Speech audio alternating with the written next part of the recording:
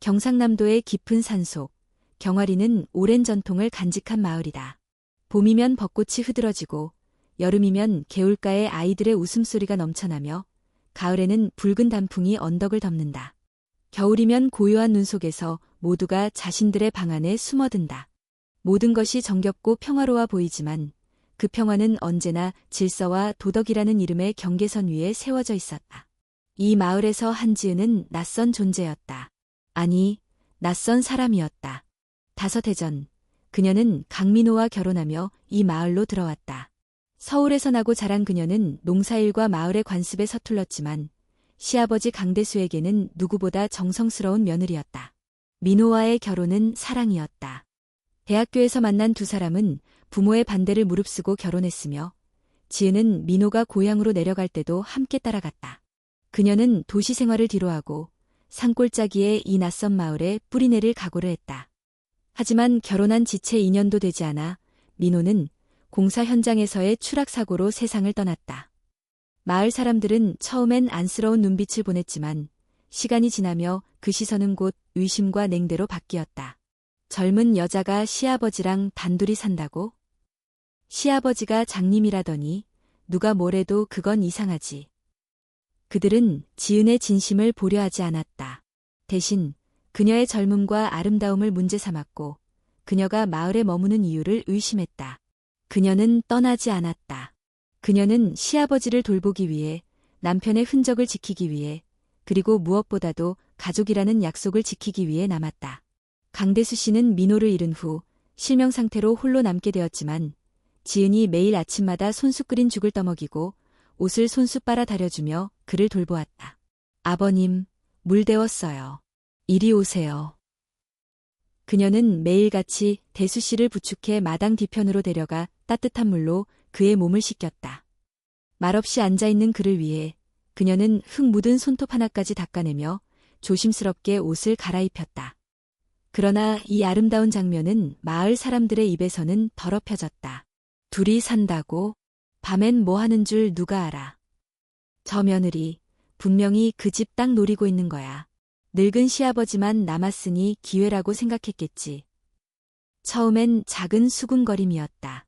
하지만 그것은 이내 폭풍처럼 번졌고 지은은 시장에서도 버스 정류장에서도 심지어 우체국 앞에서도 손가락질을 받았다.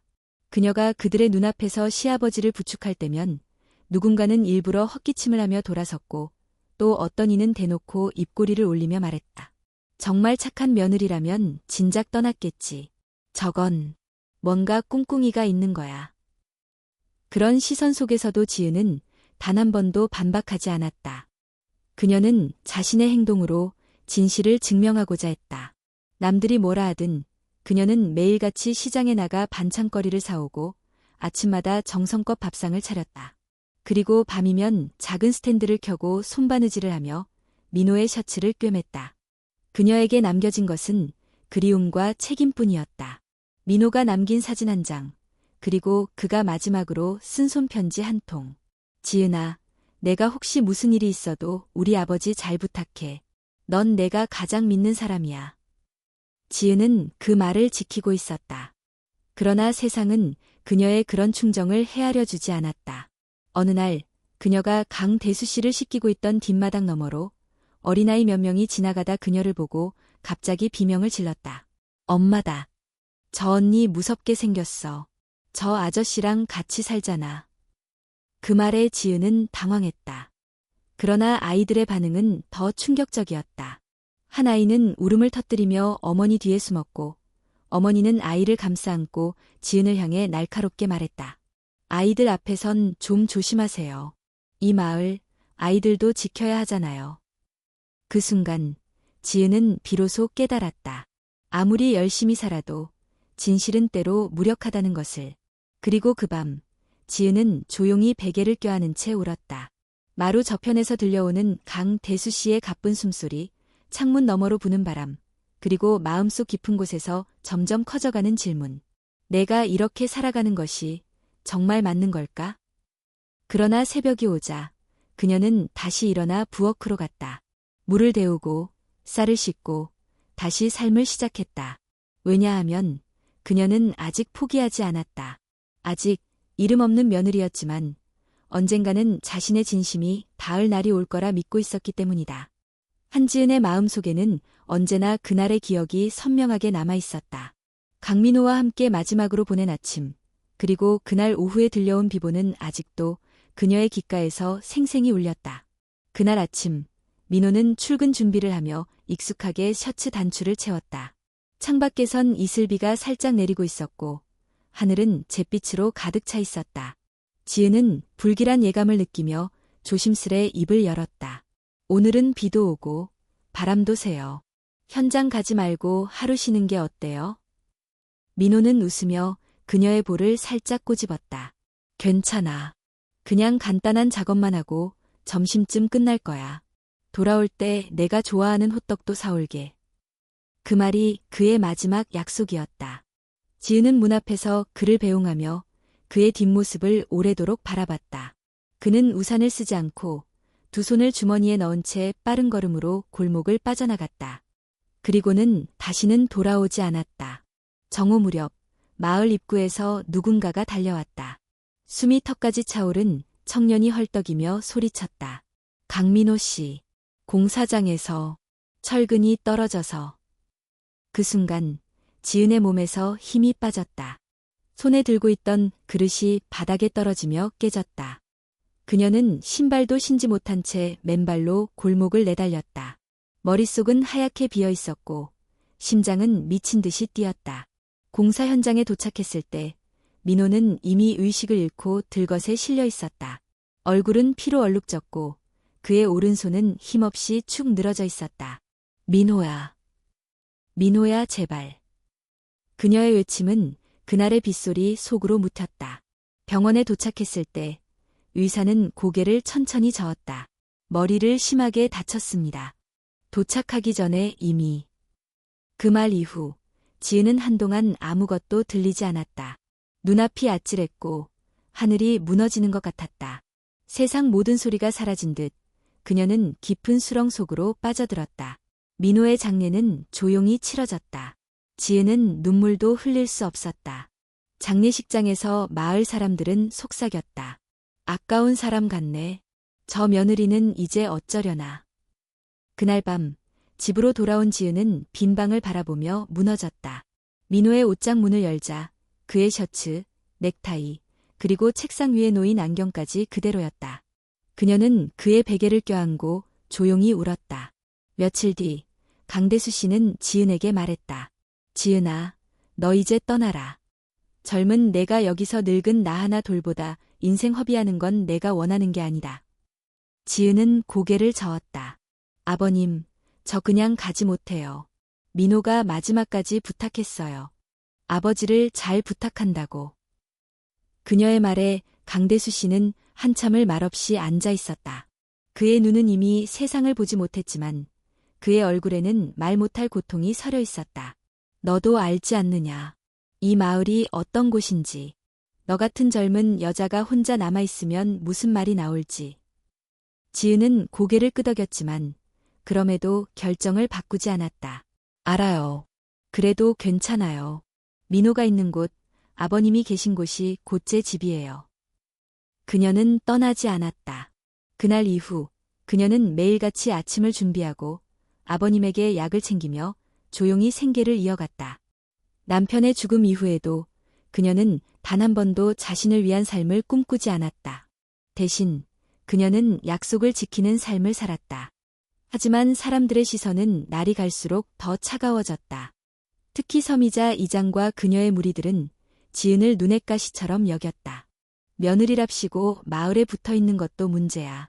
우리 마을 체면이 말이 아니라고. 서미자는 사람들 앞에서 대놓고 말했다. 그녀는 마을의 관습과 명예를 중시했으며 특히 여성이 전통적인 틀을 벗어나는 것에 대해 극도로 배척했다. 어느 날 마을 회관 앞을 지나던 지은은 그녀의 목소리를 들었다. 저 여자, 민호 죽고도 그 집에 남아있잖아. 젊은 여자가 눈먼 시아버지랑 산다고? 그게 말이 되냐고. 지은은 걸음을 멈췄지만 아무 말도 하지 않았다. 그녀는 단단히 입을 다물었다. 왜냐하면 그녀는 알았다. 반박하면 더 큰 소문만 돌아올 뿐이라는 걸. 그녀는 혼잣말로 중얼거렸다. 민호야, 난 괜찮아.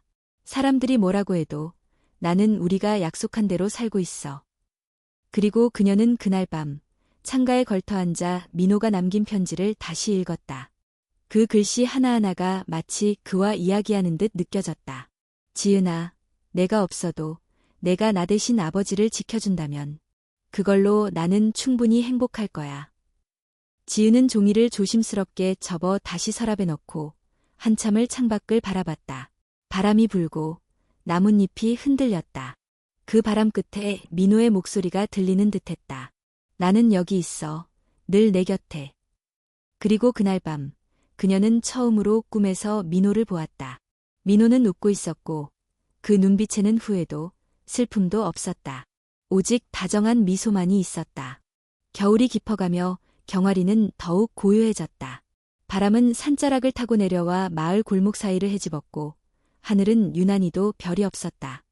눈은 오지 않았지만 공기는 뼛속까지 스며드는 냉기를 품고 있었다. 한지은은 그날 밤도 평소와 다름없이 하루를 마무리하고 있었다. 강대수 씨를 재운 뒤 부엌에서 설거지를 마치고는 조용히 마루에 앉아 손바느질을 하고 있었다. 창밖으로는 달빛이 희미하게 비치고 있었고 가끔씩 나뭇가지가 흔들리는 소리만이 정적을 깼다. 그러던 그때 어디선가 아주 희미한 울음소리가 들려왔다. 처음엔 바람소리인 줄 알았다. 하지만 다시 귀를 기울이자 분명히 들렸다. 으아, 으앙. 지은은 바늘을 놓고 자리에서 일어났다. 그녀는 창문을 열고 밖을 내다봤다. 바람은 더 거세졌고 달빛은 더 차가워졌다. 울음소리는 마치 저 멀리서, 그러나 분명히 집 가까운 곳에서 들려오고 있었다. 망설임 없이 그녀는 외투를 걸치고 밖으로 나갔다. 추위에 몸이 떨렸지만 그녀는 소리를 따라 뒷마당 쪽으로 발걸음을 옮겼다. 그리고 대문 옆 오래된 감나무 아래서 그것을 발견했다. 작은 담요에 쌓인 무언가가 바닥에 놓여 있었다. 가까이 다가가자 담요가 약하게 움직였다. 지은은 숨을 멈추고 조심스럽게 담요를 들추었다. 그 안에는 갓 태어난 듯한 아기가 있었다. 얼굴은 붉게 달아 있었고 입술은 파랗게 질려 있었다. 아기는 미약한 힘으로 울음을 이어가고 있었고 손가락은 바들바들 떨고 있었다. 세상에.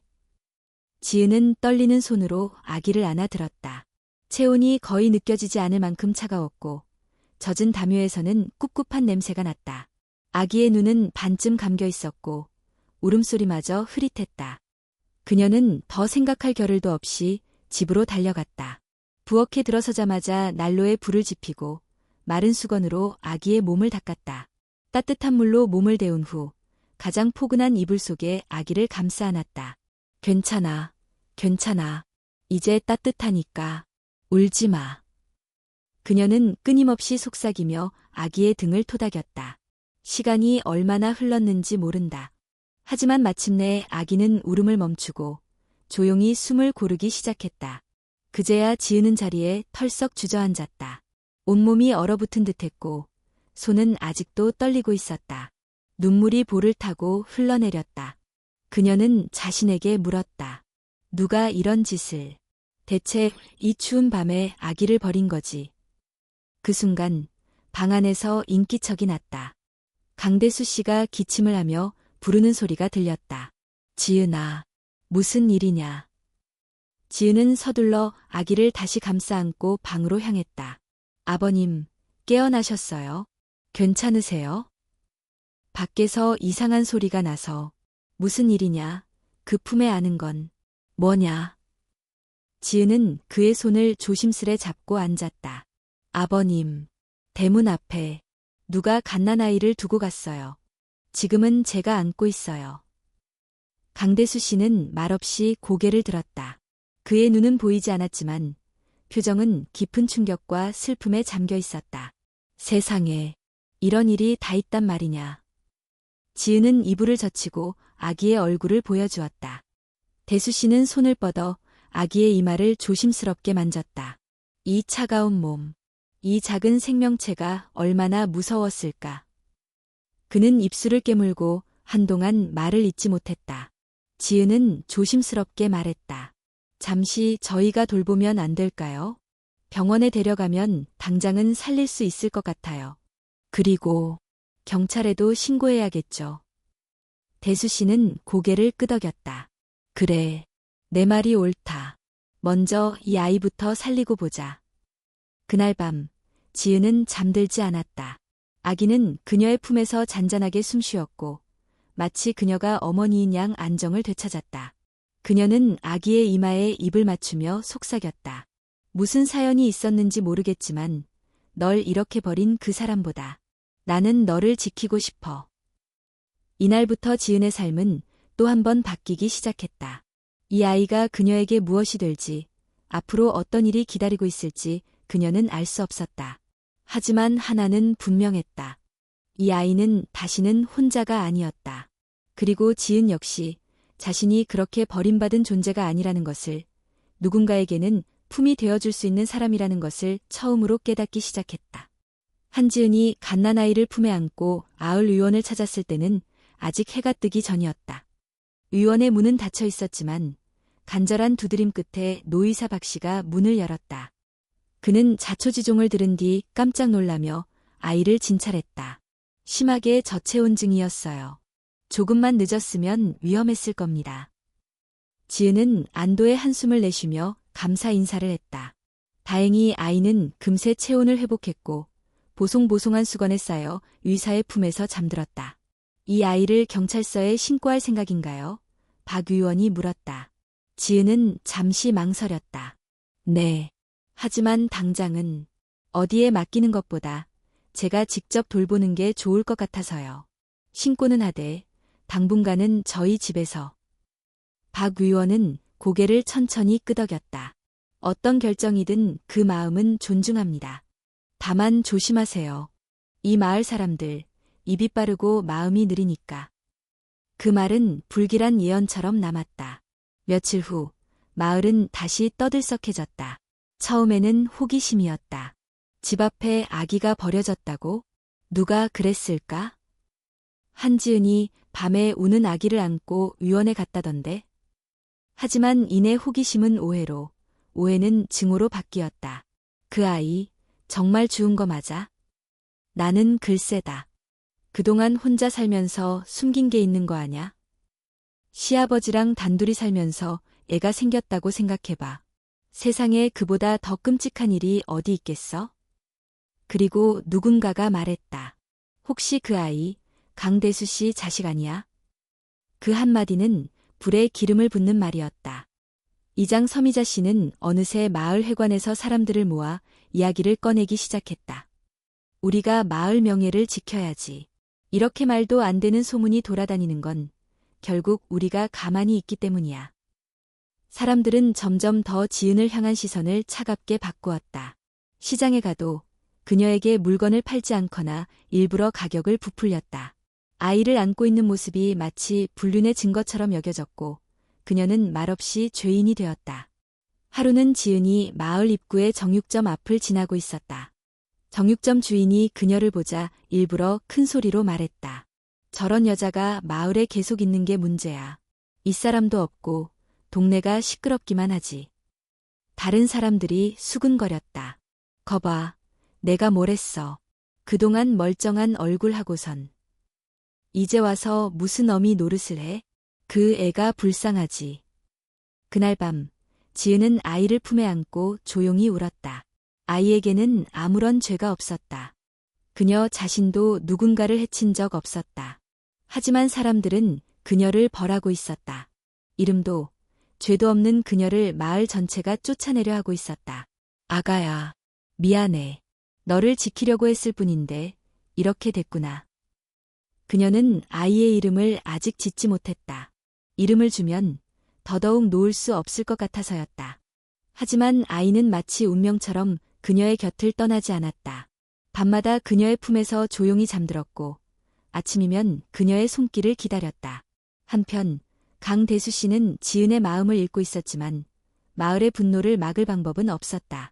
그는 그녀에게 말했다. 지은아, 내가 이 아이를 지키려면 세상의 눈앞에 당당해야 해. 지은은 고개를 끄덕였지만 쉽지 않았다. 어느 날은 아이를 데리고 걷고 있을 때 아이가 울음을 터뜨렸다. 그 순간 근처를 지나던 아주머니가 소리쳤다. 그래도 부끄러운 줄 알아야지. 저 애가 내 죄를 증명하고 있어. 지은은 아무 말도 하지 않았다. 단지 아이를 품에 안고 걸음을 재촉했다. 하지만 눈물은 참지 못하고 흘러내렸다. 며칠 후 마을 곳곳에 이상한 소문이 돌기 시작했다. 경찰에서 지은이 신고 안 했다더라. 그 말이 사실이면 애는 자기 애일 가능성도 있는 거잖아. 그럼 이제 이장은 어떻게 할 건가? 마을이 망신이야. 그 말들은 곧 행동으로 바뀌었다. 이장 서미자는 다시 사람들을 모았고 이번에는 지은의 집 앞까지 찾아왔다. 그들은 대문 앞에서 고함쳤다. 나와. 이 마을을 더럽히지 말고 떠나라. 지은은 안에서 아이를 안고 조용히 문을 지켜봤다. 강대수 씨가 몸을 일으켜 지팡이를 짚고 나갔다. 당신들, 이게 사람의 도리요? 이 아이가 무슨 죄가 있소? 서미자는 코웃음을 쳤다. 죄는 없겠지.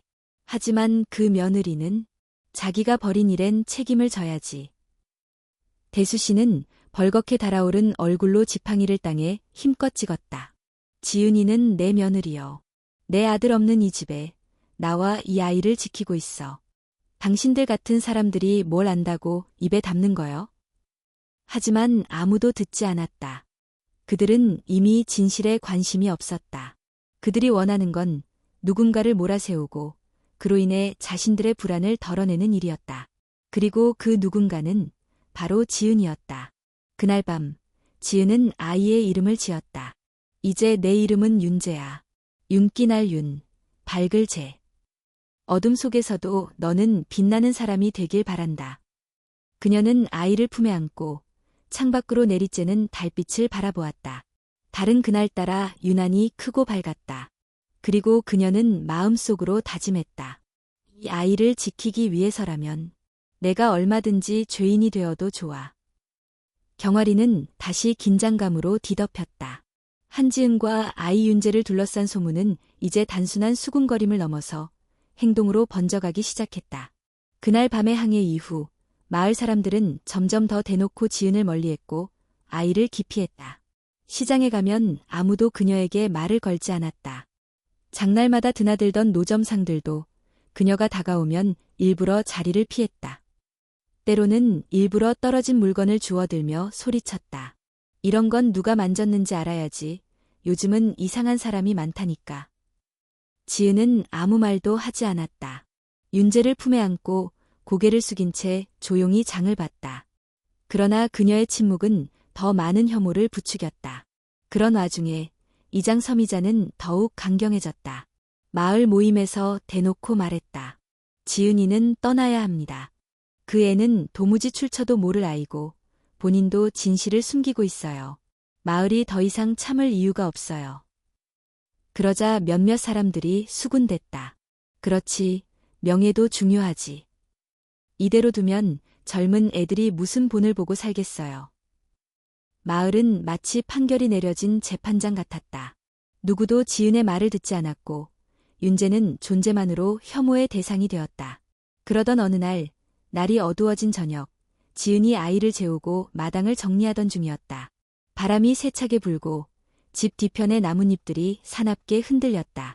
그때 대문 밖에서 인기척이 느껴졌다. 누구세요? 지은이 조심스럽게 물었다. 대답은 없었다. 대신 낮고 차가운 남자의 목소리가 들려왔다. 문 좀 열어봐요. 외기 좀 하자고. 지은은 안에서 문을 걸어 잠갔다. 죄송하지만 밤이라 손님은 받지 않습니다. 잠시 침묵이 흘렀다. 그러다 문 너머로 다시 목소리가 들렸다. 내가 누군지는 알 거야. 최형진 씨네. 알지? 그 집 막내 아들이지. 나야. 지은의 심장이 순간적으로 얼어붙었다. 최형진, 서미자의 조카이며 마을에서 땅을 넓게 소유하고 있는 유력자 집안. 그는 이미 몇 차례 지은에게 불쾌한 시선을 보낸 적이 있었다. 무슨 일이신가요? 지은이 떨리는 목소리로 물었다. 그는 낮게 웃으며 말했다. 이제 그만 버티라는 얘기야. 마을 사람들 다 내가 무슨 짓 했는지 안다고. 근데 말이야. 나랑 거래를 하면 이 모든 일이 쉽게 끝날 수 있어. 무슨 거래요? 그의 목소리는 한층 더 낮아졌다. 그 집 땅 나한테 넘겨. 너랑 그 애한텐 아파트 전세 하나 마련해 줄게. 밖으로 나가서 새로운 삶 시작하는 게 낫지 않겠어? 지은은 말없이 문을 바라봤다. 그의 말은 달콤했지만 그 속엔 명백한 협박이 담겨 있었다. 싫습니다. 저는 여기서 나갈 생각이 없어요. 그 순간 문이 거세게 흔들렸다. 철컥, 철컥. 그는 강제로 문을 열려 했다. 넌 선택권이 없다고. 이 마을은 우리가 만든 마을이야. 내가 뭔데 이곳에 뿌리 내리겠다는 거지? 지은은 재빨리 안으로 들어가 아이를 안았다. 몸이 떨렸다. 이건 단순한 말싸움이 아니었다. 명백한 위협이었다. 다행히 그날 밤 더 이상한 일은 벌어지지 않았다. 하지만 그 사건은 지은의 삶에 또 하나의 그림자를 드리웠다. 그녀는 다음 날 강대수 씨에게 모든 걸 털어놓았다. 그 사람이 밤에 와서 협박했어요. 땅을 넘기면 저와 윤재를 마을 밖으로 보내주겠다고 했어요. 대수 씨는 입술을 질끈 깨물었다. 그 자는 처음부터 그걸 노리고 있었구나. 그는 자신이 아끼고 지켜온 집이 탐욕의 대상이 되어버렸다는 사실에 분노를 느꼈다. 지은아, 이제 더 이상 참지 마라. 그 아이도 너도 더 이상 버틸 이유 없어. 지은은 고개를 저었다. 아버님, 저는 여기서 민호 오빠와 약속했어요. 그리고 이 집은 우리 가족의 마지막 터전이에요. 절대 누구에게도 넘기지 않을 거예요. 그녀의 눈동자는 단단했다. 두려움 속에서도 불꽃처럼 타오르는 의지가 담겨 있었다. 하지만 어둠은 한 번 뻗친 뒤 쉽게 물러서지 않았다. 며칠 뒤 지은의 집 앞 담벼락에 시커먼 글씨가 칠해져 있었다. 더러운 여자는 꺼져라. 벽은 붉은 페인트로 휘갈겨져 있었고 바닥엔 쓰레기 봉투가 던져져 있었다. 지은은 조용히 그 글을 바라봤다. 놀라지도 울지도 않았다. 그저 빗자루를 들고 조용히 치우기 시작했다. 그녀는 알고 있었다. 이 마을이 더럽혀진 게 자신 때문이 아니라 사람들의 마음이 어두워졌기 때문이라는 것을. 그리고 그녀는 스스로를 향한 혐오를 꿰뚫고 앞으로 나아가야 한다는 것도. 그날 밤 윤재는 잠결에 물었다. 엄마, 무서운 사람은 언제 가요? 지은은 아이를 꼭 안으며 대답했다. 곧 갈 거야, 윤재야. 엄마가 절대 너 혼자 두지 않을 거야. 그녀의 목소리는 조용했지만 단호했다. 그리고 마음속으로 다짐했다. 내가 끝까지 너를 지켜낼게. 이 세상이 등을 돌려도 나는 너의 편이 될 거야. 며칠간 마을은 무언의 긴장감으로 잠겨 있었다. 지은의 담장에 칠해진 협박 문구는 하루 만에 지워졌지만 그 자국은 이웃들 마음속에 더 깊은 흔적으로 남아 있었다. 사람들은 여전히 아무 말 없이 그녀를 피했지만 눈빛은 이전과는 다른 불편함을 담고 있었다. 두려움이었을까? 혹은 죄책감이었을까? 그러나 그 누구도 먼저 다가서지 않았다. 지은은 매일 똑같은 루틴을 반복했다. 아침에 윤재를 안아 밥을 먹이고 마당을 쓸고 강대수 씨에게 죽을 끓여드렸다. 밤이면 집안 구석구석을 점검하며 스스로를 다독였다. 그러던 어느 날 예상치 못한 방문이 찾아왔다. 한지은 씨 맞죠? 문을 열자 깔끔한 양복 차림의 남자가 서 있었다. 그는 안경 너머로 조심스럽게 웃으며 명함을 내밀었다. 저는 안동시청 복지과에 있는 최은혁입니다. 최근 신고된 유기아동 건에 대해 조사 중입니다. 지은은 순간 몸이 굳었다. 윤재를 잃을지도 모른다는 불안감이 밀려왔다. 죄송하지만 제가 뭔가 잘못한 건가요? 은혁은 고개를 저으며 손을 내저었다. 아니요, 오해 마세요. 오히려 감사하다는 말을 먼저 드리고 싶었습니다. 그날 아이를 발견해 주시고 병원까지 데려가신 기록을 봤습니다. 덕분에 아이가 살아날 수 있었어요. 지은은 안도의 숨을 내쉬었다. 그러나 마음 한구석은 여전히 무거웠다. 그럼 이 아이를 어디로 데려가시려는 건가요? 지금 단계에서는 보호소로 옮기기보단 아이가 정서적으로 안정을 유지하는 게 우선입니다. 그래서 당분간은 지금처럼 지내시는 게 나을 수도 있습니다. 다만, 아이의 출생 배경에 대해선 반드시 조사가 필요합니다. 지은은 고개를 끄덕였다. 그걸 저도 알고 싶어요. 누가 아이를 이런 식으로 버렸는지.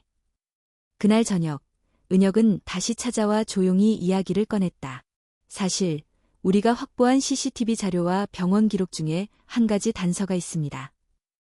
그는 서류 봉투에서 사진 한 장을 꺼냈다. 흐릿한 영상 캡처 화면 속 비오는 밤 누군가가 검은 외투에 아이를 싸서 지은의 집 앞에 두고 떠나는 모습이 있었다. 얼굴은 우산으로 가려져 있었지만 발끝이 희미하게 보였다. 이 신발 혹시 익숙하지 않으세요? 지은은 눈을 가늘게 떴다. 어디선가 본 기억이 어렴풋이 떠올랐다. 회색 운동화, 여성용, 그리고 문득 누군가가 스쳐 지나갔다. 이런 신발, 마을 뒷골목에서 한 번 본 것 같아요. 예전에 젊은 여자가 아이처럼 울고 있었던 적이 있어요. 그녀는 기억을 더듬었다. 몇 달 전 밤중에 마을 외곽폐가 근처를 지나던 중 낯선 여인이 몸을 웅크린 채 흐느끼고 있었다. 아무도 그 정체를 몰랐고 지은도 그냥 스쳐 지나간 일이었다. 은혁은 조심스럽게 물었다. 그 여인의 얼굴을 기억하시나요? 지은은 고개를 저었다. 어두웠고 얼굴은 우산에 가려져 있었어요. 하지만 그 손 아주 작고 하였어요. 누군가의 딸일지도 모른다고 생각했어요. 은혁은 고개를 끄덕이며 중얼거렸다. 딸, 그렇다면 가능성이 있습니다. 며칠 뒤 은혁은 다시 마을로 찾아왔다. 이번엔 그의 손에는 더 두꺼운 파일이 들려 있었다. 조사 결과 충격적인 사실이 나왔습니다. 지은은 긴장된 얼굴로 그의 말을 들었다. 아이의 생모는 이 마을에 살았던 여자아이 박서린입니다. 당신도 아실 겁니다. 서정화 씨 댁의 집안일을 도왔던 어린 하녀였어요. 지은은 놀라며 고개를 끄덕였다. 박서린, 이름만 겨우 떠올릴 수 있는 소녀였다. 고등학생쯤 되었을까? 조용하고 말 수가 없었으며 늘 고개를 숙이고 다녔다. 그 아이가 임신했었다고요? 은혁은 무겁게 고개를 끄덕였다. 서린이는 당시 17이었습니다. 그리고 그녀가 낳은 아이가 바로 윤재입니다. 지은은 충격을 받은 듯 숨을 내쉬었다. 그런데 왜 아이를 버렸죠? 그 어린 나이에 출산까지 하고. 은혁의 눈빛은 더 깊은 어둠을 담고 있었다. 그 아이, 집안 주인의 아들에게 강제로 당한 겁니다. 정황상 서정화 씨네 장남, 서준호가 유력합니다. 하지만 당시 가족은 이 사실을 은폐했고 서린은 그날 이후 쫓겨나다시피 마을을 떠났습니다. 그럼 그녀는 지금 어디에 있나요? 은혁은 고개를 숙였다. 한 달 전 폐가 근처에서 저체온증으로 사망한 여성이 있었어요. 그게 박서린이었습니다.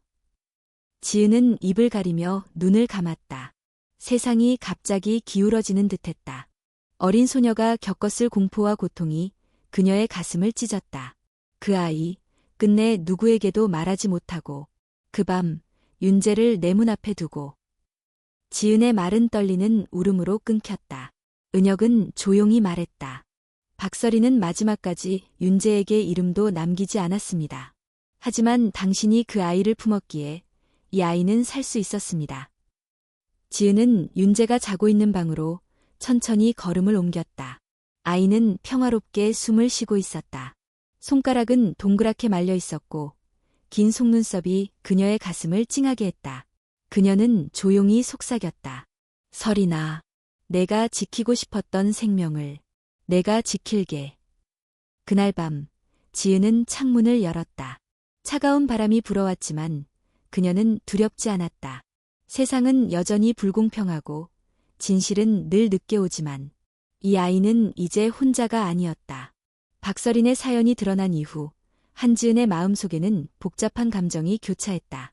분노, 슬픔, 연민, 그리고 끝없는 허망함. 그 어린 소녀가 겪었을 공포를 상상할수록 그녀는 더 단단히 윤재를 품었다. 하지만 진실이 밝혀졌다고 해서 마을의 시선이 곧바로 바뀌는 것은 아니었다. 오히려 악의적인 반응은 더 거세졌다. 며칠 뒤 마을 곳곳에 또 다른 루머가 퍼지기 시작했다. 이번에는 누군가가 직접 만든 익명의 고발문이 각가게와 마을 회관 앞에 붙여졌다. 그 내용은 끔찍했다. 한지은은 스스로 아이를 낳았으면서도 남의 탓으로 돌리고 있다. 심지어 시아버지와 부적절한 관계가 있다는 의혹은 여전히 풀리지 않았다. 이 여자는 마을의 수치를 안고 있으면서도 뻔뻔하게 남의 동정을 이용해 살아가고 있다. 지은은 그 글을 처음 본 순간 손끝이 얼어붙는 듯한 충격을 받았다. 종이에 적힌 글자들은 날카로운 칼날처럼 그녀의 심장을 도려냈다. 누가 이런 짓을 생각할 필요도 없었다. 마을의 흐름을 좌우하는 이는 단 하나, 이장 서미자였다. 정식으로 그녀가 썼다고 단정할 수는 없지만 그 말투, 어휘, 그리고 고발문의 분노는 마치 그녀의 입에서 나온 것처럼 익숙했다. 그리고 마침내 경찰과 시청 담당 공무원들이 다시 그녀의 집을 찾았다. 최은혁은 끝까지 예의를 지켰지만 함께 온 다른 조사관들의 눈빛은 이미 판단을 끝낸 듯했다.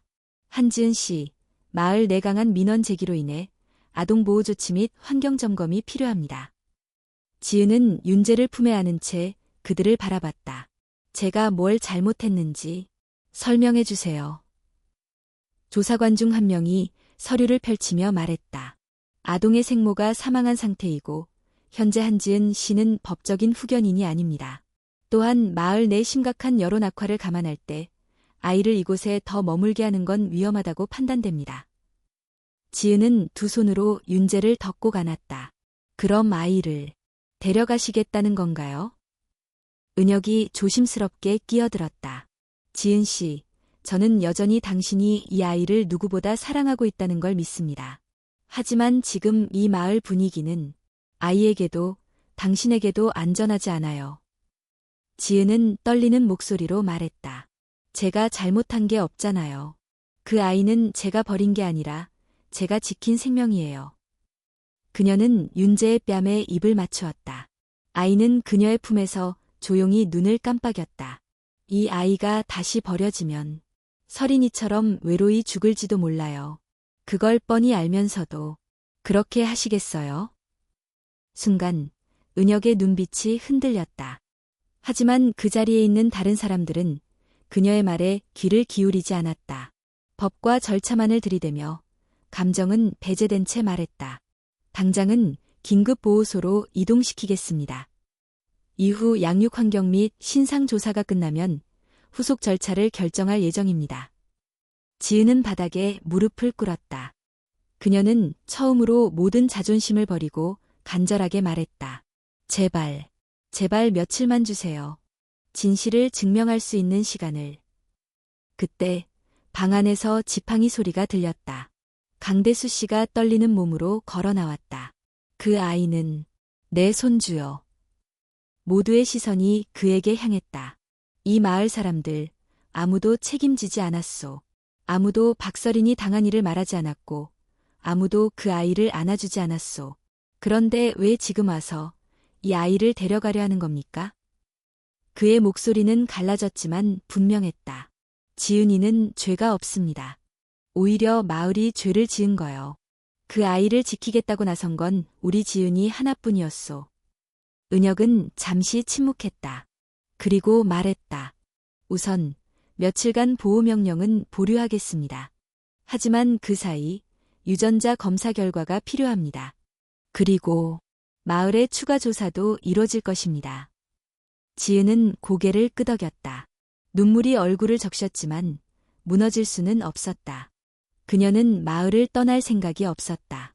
진실을 밝히기 전까지 윤재의 손을 절대 놓지 않겠다는 결심은 변함이 없었다. 그날 밤 그녀는 윤재를 재운 뒤 강대수 씨와 마루에 앉았다. 아버님, 이제 시간이 없어요. 진실이 드러나야 해요. 그래야 윤재도 저도 살 수 있어요. 대수 씨는 천천히 고개를 끄덕였다. 그리고 서정환의 집에 가야겠지. 그 이름, 서정화. 마을에서 가장 많은 땅을 가진 사람. 박서린이 일했던 곳. 그리고 윤재의 아버지가 숨어 있는 집.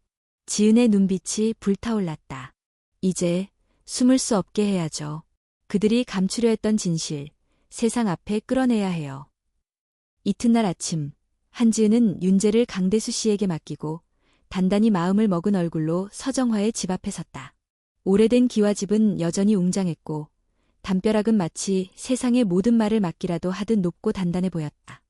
지은은 대문 앞에 서서 차분하게 벨을 눌렀다. 문이 열리고 나온 이는 서정화가 아닌 그의 아들 서준호였다. 옅은 미소를 지은 그는 낯선 사람을 대하듯 의례적인 인사부터 건넸다. 어쩐 일이세요? 이른 아침에. 지은은 똑바로 그를 바라보았다. 그의 얼굴은 단정했지만 눈빛 어딘가에 불안이 숨어 있었다. 마치 이미 모든 것을 알고 있으면서도 모른 척하려는 사람의 표정이었다. 서준호 씨, 박서린 기억하시죠? 그는 한순간 눈을 피했다. 어릴 때 가끔 봤죠. 집안일 돕던 애 말씀이신가요? 그 아이, 당신 아이를 낳았어요. 말은 단호하고 분명했다. 지은은 더 이상 돌아가지 않았다. 둘러 말하지도 않았다. 준호의 얼굴이 굳었다. 그런 얘기 어디서 들으셨죠? 경찰도 알고 있어요.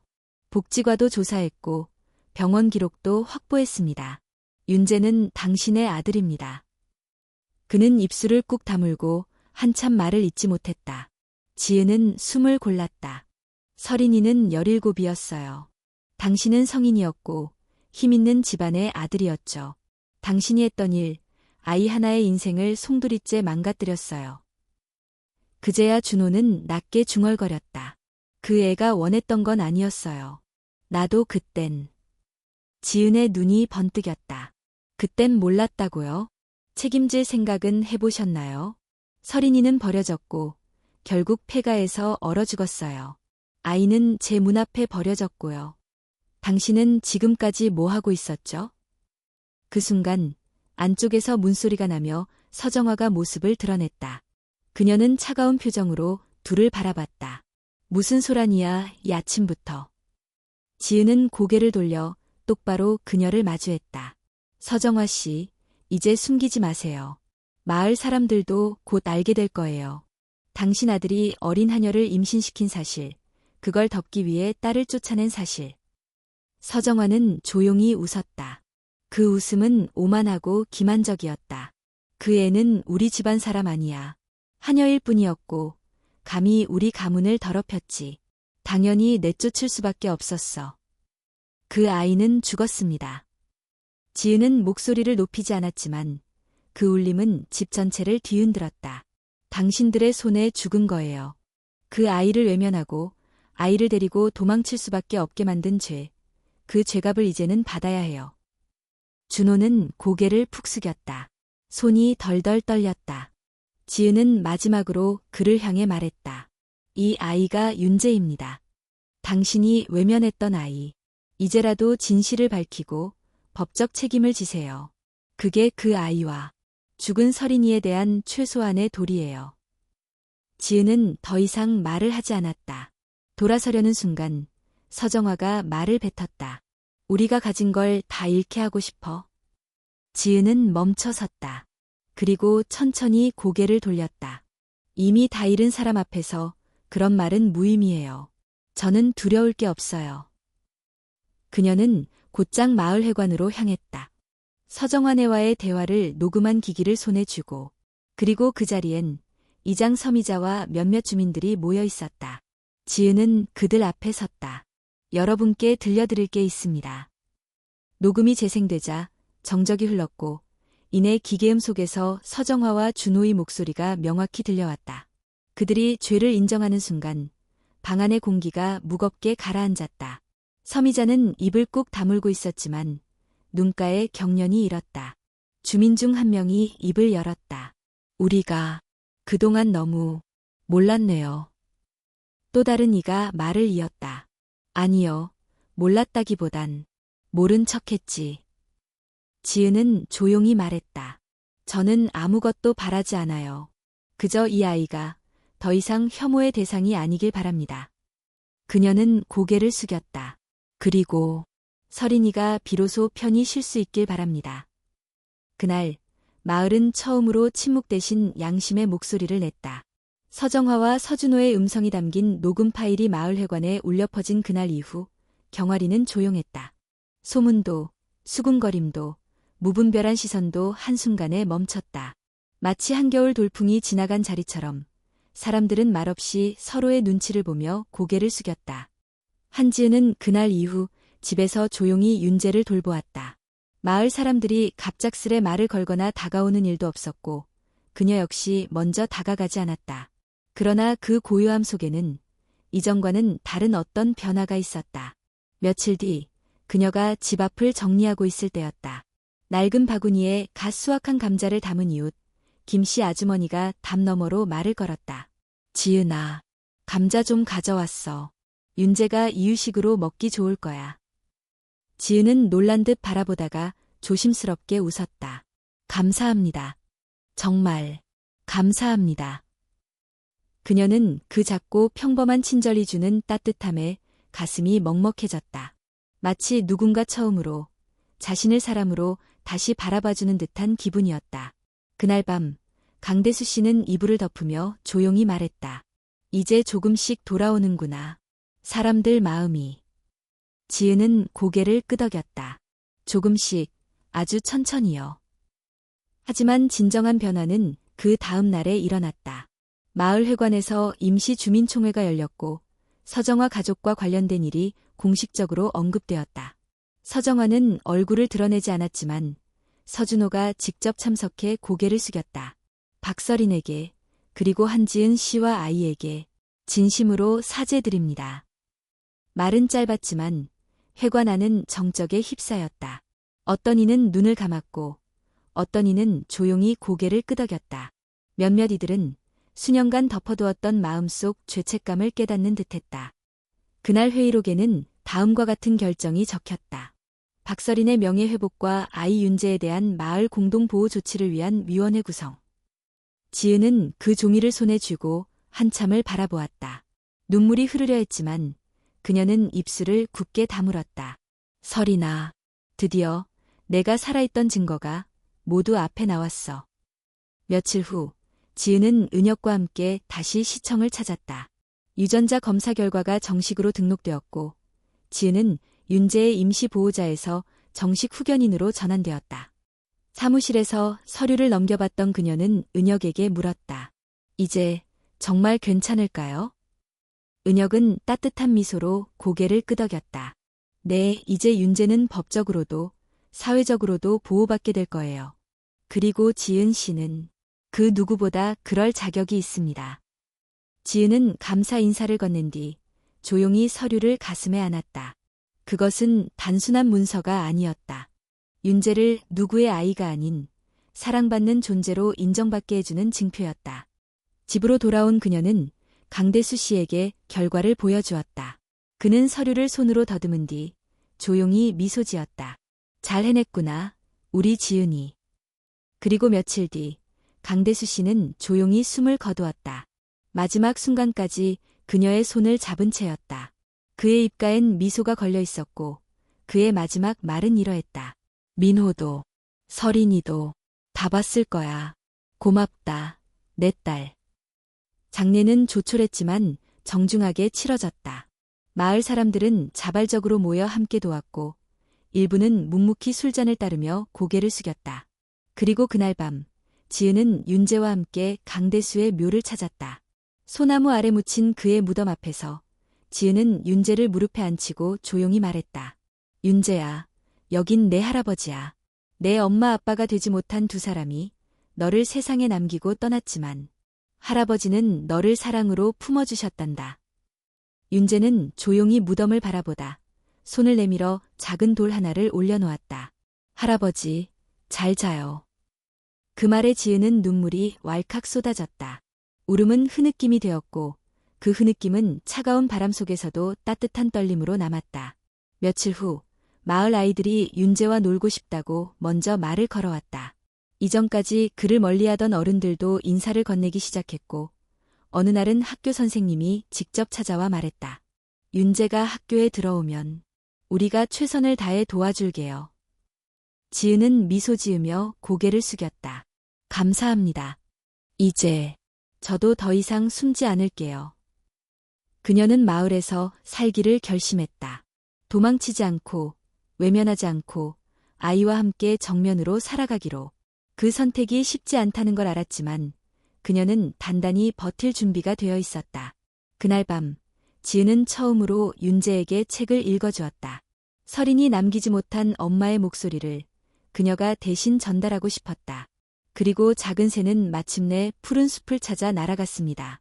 그곳엔 두려움도 외로움도 없었답니다. 윤재는 조용히 눈을 감고 그녀의 품에서 잠들었다. 그녀는 아이의 머리칼을 쓸며 속삭였다. 너는 이제 누구의 그림자도 아니야. 넌 내 아이야. 그녀의 말은 긴 어둠 끝에서 드디어 열리는 새벽의 첫문이었다. 봄 기운이 마을 골목마다 번지던 어느 날 아침, 윤재는 처음으로 책가방을 맸다. 그의 손을 꼭 붙잡고 학교까지 걸어가는 한지은의 얼굴엔 조용한 미소가 감돌았다. 학교에 가면 선생님 말씀 잘 듣고 친구들이랑 사이좋게 지내야 해요. 응, 엄마. 윤재는 웃으며 고개를 끄덕였다. 처음으로 그녀를 엄마라고 부른 날부터 지은은 그 말 속에 살아갈 이유를 모두 담았다. 학교 앞에서 선생님이 아이들을 반겼고 윤재는 뒤를 돌아 그녀를 향해 손을 흔들었다. 다녀올게요. 그녀는 눈을 찡그시며 대답했다. 잘 다녀와, 윤재야. 아이가 교실로 들어가자 지은은 뒤를 돌았다. 봄바람은 부드럽게 그녀의 머리카락을 흔들었고 먼 산등성이엔 노란 개나리가 흐드러지게 피어 있었다. 강대수 씨의 기일이 다가왔다. 지은은 새로 마련한 흰 국화 다발을 들고 산자락 묘지로 향했다. 윤재와 함께였다. 아이는 손에 작은 그림 하나를 들고 있었다. 할아버지에게 주고 싶다며 직접 그린 그림이었다. 묘비 앞에 선 지은은 무릎을 꿇었다. 아버님, 윤재가 학교에 입학했어요. 건강하게 자라고 있어요. 다 아버님 덕분이에요. 윤재는 묘비 옆에 그림을 조심스럽게 올려두었다. 할아버지, 잘 계시죠? 나 이제 혼자 학교도 가요. 엄마가 많이 도와줘요. 고맙다고 꼭 전하고 싶었어요. 잠시 묵념이 이어졌고 지은은 눈을 감고 조용히 기도했다. 그녀는 이젠 더 이상 죄책감에 묶여있지 않았다. 박서린의 목소리는 들리지 않지만 그녀의 숨결은 윤재의 미소 속에 살아있었다. 그리고 민호, 강대수, 그들이 남긴 사랑과 슬픔도 그녀의 걸음을 지탱해주는 힘이 되었다. 며칠 뒤 마을에서는 작은 문화축제가 열렸다. 마을 회관 앞마당에는 아이들의 그림이 전시되었고 지역 주민들의 손맛이 담긴 음식이 줄지어 놓였다. 예전 같았으면 상상도 못할 일이었다. 지은은 조용히 부스 한편에서 아이들과 함께 종이접기를 하고 있었다. 사람들은 그녀를 바라보며 조심스럽게 말을 걸었고 어떤 이는 수줍은 얼굴로 말했다. 그동안 미안했어요. 너무 늦었지만 이제라도 말하고 싶었어요. 지은은 미소로 답했다. 저도 용서하려고 노력하고 있어요. 아직 완전히 된 건 아니지만 함께 다시 시작할 수 있으면 좋겠어요. 서정화의 집은 더 이상 마을에서 대접받지 않았다. 그녀는 스스로 모든 직책에서 물러났고 서준호는 마을을 떠났다. 진실은 대가를 요구했고 마을은 그제야 균형을 되찾았다. 지은은 마을에 남았다. 그녀는 떠날 수도 있었다. 어두운 기억이 깃든 곳에서 도망치듯 나설 수도 있었지만 그녀는 선택했다. 아이와 함께 이곳에서 뿌리를 내리기로. 그녀는 이제 경화리에서 불쌍한 과부도 수상한 여자도 아니었다. 그녀는 한지은이었다. 어느 날 지은은 윤재와 함께 밤 산책을 나섰다. 달빛이 유난히 밝은 밤이었다. 예전엔 그 달빛 아래에서 너무도 많은 눈물을 흘렸지만 오늘은 달랐다. 윤재가 말했다.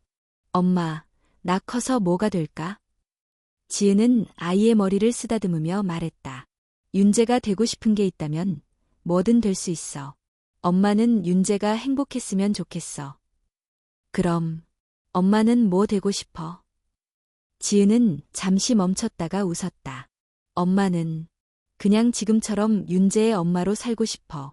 그게 가장 큰 꿈이야. 아이의 눈이 반짝였다. 그럼 나도 엄마처럼 살 거야. 착하게, 용감하게. 그 말에 지은은 문득 하늘을 올려다봤다.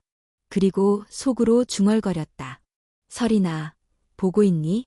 너의 아들은 지금 이렇게 밝게 자라고 있어. 널 닮아 착하고 따뜻한 아이로. 그리고 나도 내 목까지 사랑할게. 그녀는 이제 아픔을 안고 사는 사람이 아니었다. 아픔을 이겨낸 사람이었다. 어둠은 그녀를 무너뜨릴 수 없었다. 왜냐하면 그녀는 다시 걸어 나왔으니까. 달빛 아래 아이와 함께 걷는 길은 이제 두렵지 않았다. 그녀는 알고 있었다. 인생은 때로 무자비하고 세상은 종종 잔인하지만 어떤 어둠도 진심을 이길 수 없다는 것을. 그리고 그 진심이 언젠가는 누군가의 밤을 밝혀주는 작은 빛이 된다는 것을. 그녀는 윤재의 손을 꼭 잡고 말했다. 가자, 우리 집으로. 달빛은 그들의 등을 비추고 있었다. 그리고 그 길 끝에는 비로소 평온한 내일이 기다리고 있었다.